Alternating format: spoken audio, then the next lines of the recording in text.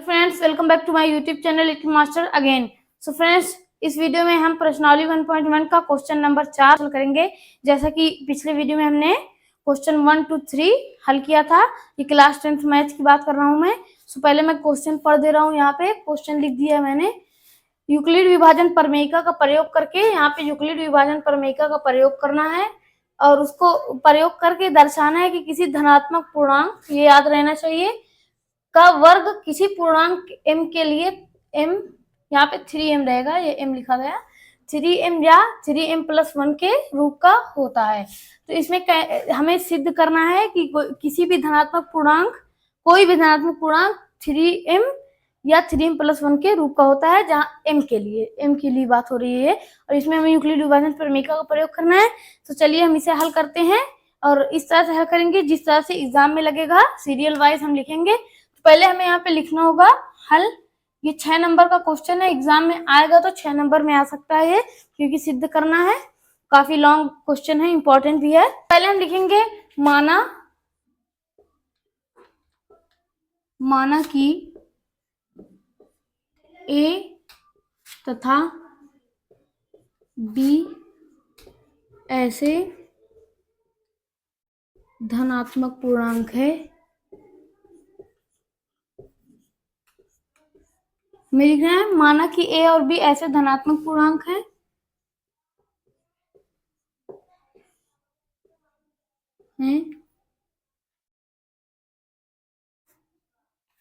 जहां ए बड़ा है बी से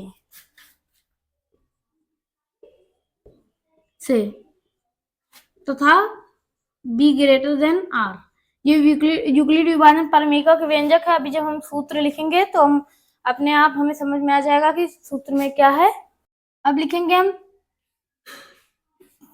चूंकि b बड़ा है r से, तो हम लिखेंगे तो r की संभावित मान। अब देखिए यहाँ पे हमें समझना ये है कि चूंकि सूत्र आप जानते हैं यूक्लिड विभाजन प्रमेयिका का कि a बराबर bq प्लस r होता है। इसके लिए हम एक उदाहरण लेते हैं। मान लीजिए हमारे पास कोई संख्या है 23, इसमें हमने 3 से भाग किए, 7 बार गया, 21 आया, बचा 2। ये हमारा b है, b के स्थान पे 3 लिखा।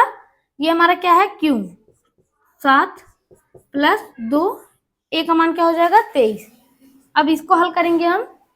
7 3 21 2 23। बहुत छोटी क्लास वाले बच्चे भी जानते हैं ये बात। अब हमें क्या लिखना है, देखिए ये बराबर हो गया। इसमें आप ध्यान दीजिए, यहाँ सेंटेंस में हमने क्या लिखा, ए तथा बी ऐसे धनात्मक पूर्णांक जहां ए बड़ा है बी से। ए बी से बड़ा है, ए है बी से बड़ा है। 23 ग्रेटर देन 3, ये देख रहे हैं आप।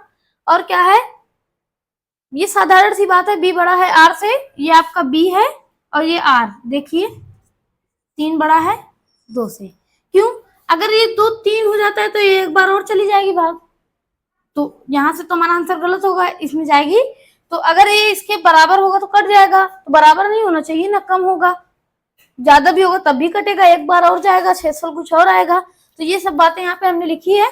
तो आर के संभावित मान क्या होंगे, 3 से कम होंगे। यहाँ पे आर के संभावित मान 2 होंगे, 0 होंगे, 1 होंगे, वही हमें यहाँ पे लिखना है। तो आर के संभावित मान बराबर 0 1 और 2। अब हम लिखेंगे यूक्लिड विभाजन प्रमेयिका से, ये यहाँ पे से रहेगा, यूक्लिड विभाजन प्रमेयिका से उसका सूत्र हमने लिखा है बराबर bq प्लस r। यहाँ पे 0 r से कम छोटा होगा और r के बराबर भी हो सकता है, और r b बड़ा है r से, b ग्रेटर देन r।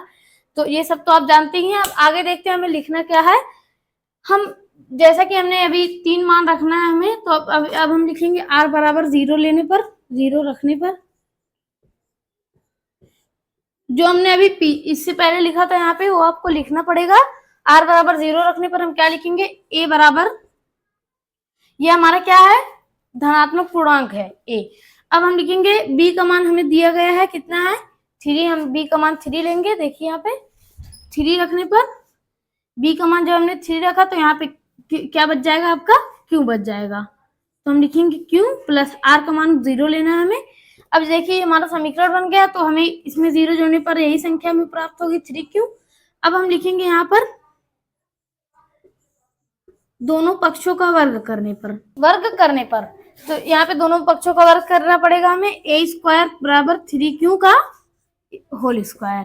अब हम लिखेंगे ए स्क्वायर बराबर 3 × 3 9 हो जाएगा, तो हम 3 × 3 लिखेंगे क्यू का स्क्वायर। अब हम ले लेंगे यहाँ पे 3 कॉमन, तो ये हो जाएगा आपका 3q का स्क्वायर। अब हमें यहाँ पे लिखना है माना 3q स्क्वायर बराबर m। तो हमने लिखा माना 3q स्क्वायर बराबर m।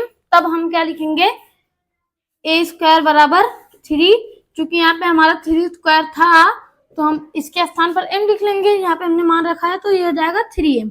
तो ये हमारा पहला सिद्ध हो गया। अब हम r बराबर 1 रखेंगे, तो r बराबर 1 रखने पर लिखेंगे a बराबर bq प्लस r, a बराबर 3q प्लस 1। अब हम दोनों पक्षों का वर्ग करेंगे, तो लिखेंगे दोनों पक्षों का वर्ग करने पर तो हम दोनों पक्षों का वर्ग करेंगे, तो ए स्क्वायर बराबर 3q प्लस 1 का होल स्क्वायर। तो ए स्क्वायर बराबर, देखिए यहाँ पे हमारी एक सर्वसमीका बन रही है ए प्लस बी का होल स्क्वायर, तो हम लिखेंगे सर्वसमीका ए प्लस बी का होल स्क्वायर बराबर ए स्क्वायर प्लस बी स्क्वायर। एक अच्छा 8 तक आप पढ़ चुके होंगे, 9 में भी है 2ab। तो इसी तरह से हम इसे भी लिखेंगे 3q का होल स्क्वायर प्लस, ये हमारा a हो गया, b है a का स्क्वायर प्लस 3ab का 3 × 2ab रहेगा, 2 × 3q × 1। अब a स्क्वायर बराबर इसी तरह से हल करना है 9q का स्क्वायर प्लस 1 प्लस 6q। अब हम इसका फिर से विस्तारित रूप लिखेंगे, तो a स्क्वायर बराबर ये हो जाएगा 3 × 3q का स्क्वायर प्लस 1 प्लस ये हो जाएगा 6q। इन दोनों में हम कॉमन लेंगे, एक को अलग छोड़ेंगे, तो a स्क्वायर बराबर हो जाएगा 3, और इसमें से कॉमन लिया 3 हमने, तो हो जाएगा यहाँ पे 3q का स्क्वायर प्लस 2q प्लस में 1। अब हम मानेंगे 3q स्क्वायर प्लस 2q बराबर 1, लिखेंगे माना 3q plus 2q, 3q square plus 2q बराबर m। तो इसका मान m रखने पर a स्क्वायर बराबर 3, यहाँ पे m रखेंगे तो m हो जाएगा प्लस 1। ये हमारा दूसरा सिद्ध हो गया। अब हमें थर्ड से सिद्ध करना, देखिए ये भी हमारा सिद्ध हो गया। फिर भी हम अभी r बराबर 2 भी रखेंगे, क्योंकि हमारा आंसर a स्क्वायर बराबर 3m और 3m प्लस 1 आ चुका है, लेकिन फिर भी हमें 2 रखकर देखना ही होगा कि इसमें भी आता है कि नहीं। तो वैसे तो आएगा नहीं, फिर भी हम एक बार ट्राई कर लेते हैं। ये क्वेश्चन में लगेगा a बराबर bq प्लस r। अब a बराबर रहेगा, ये स्क्वायर गलती से लिख दिया मैंने। अब इसका मान हम लिख देंगे फिर से 3q प्लस 2। अब दोनों पक्षों का वर्ग करने पर, दोनों पक्षों करने पर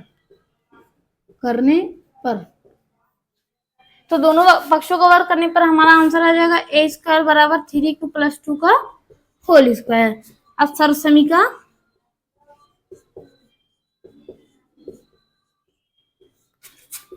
a प्लस बी का होल स्क्वायर बराबर a square plus b square plus 2ab से भी लिखेंगे हम।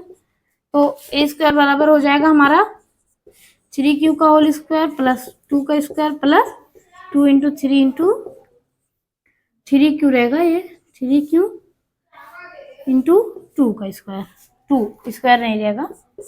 तो 3 × 3q, ये इसका भी और स्क्वायर लगेगा जिस तरह से हमने एकदम पहले किया था, प्लस ये 4 हो जाएगा प्लस में 12q। अब हम कॉमन लेंगे फिर से, 3 कॉमन लेने पर यहाँ पे बच जाएगा 3q का स्क्वायर प्लस में इसमें से 3 कॉमन लेने पर 4, 3 चौका 12 होता है, 4q प्लस में 4। ये हो गया a स्क्वायर बराबर लिखेंगे हम यहाँ पे। अब हम m बराबर लिखेंगे, माना m बराबर नहीं, इसके बराबर 3q स्क्वायर प्लस 4q बराबर m। तो इसके स्थान पर ये q है, इसके स्थान पर m रखने पर a स्क्वायर बराबर 3m + 4 आता है। अब हम उत्तर में लिखेंगे कि अतः किसी धनात्मक पूर्णांक का वर्ग किसी पूर्णांक m के लिए 3m या 3m + 1 के रूप का होता है, जो कि हमने अभी दर्शा दिया। यहाँ पर हमारा क्वेश्चन 4 हल हो जाता है।